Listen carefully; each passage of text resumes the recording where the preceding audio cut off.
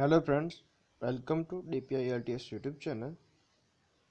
Today we are discuss about new car topic and their name is describe something that was broken in your home and then repaired. And their bullet points are what it is, how it was broken, how you got it repaired and how you feel about it. Our quick car answer is my home is filled with so much stuff that things break now and then. But today I would like to talk about an event that changed my whole perception of product service. It was the 55 inches 4K OLED TV which I bought in October last year. Due to the festive season, doorbuster deals were running on the product and I saved more than 20,000 rupee on television alone. One day I was sitting on my couch watching House of Cards when suddenly the television screen started flickering and turned off by itself. I checked the input cable and satellite receiver, but all connections were secure. I inspected the remote control settings, disconnected the television from Wi-Fi and even performed a factory reset manually, but all were in vain. Then I realized that the device has broken.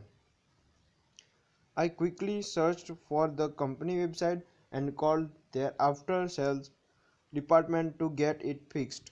I was then told by Samsung customer care that a service engineer would visit me in 24 hours as this was a high valued item. Next day, the technician arrived at our house and performed a power supply check with the ohm meter, but nothing was shorted or open. After that, he pressed the power on button for about 10 seconds. I could hear the audio amplifiers working through the speakers. He figured out after a while that something in the television chassis was loading the power supply down. Meanwhile, he arranged for the part replacement. Within a few minutes of replacing the faulty chips, the TV started functioning well. Fortunately, the product was under warranty and the company covered all the costs associated with the repairs. That was a huge relief. Initially, I was furious and felt cheated by the television manufacturer for selling a defective product. I didn't anticipate this fault in the device within just 1 year of operations.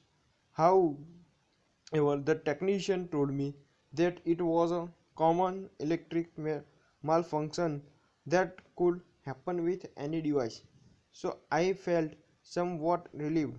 In the end, I would say that things could have easily spiraled out of control if Samsung had not acted promptly.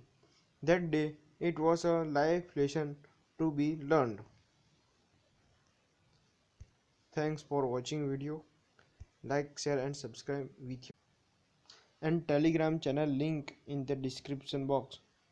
In this channel you can get free IELTS related material.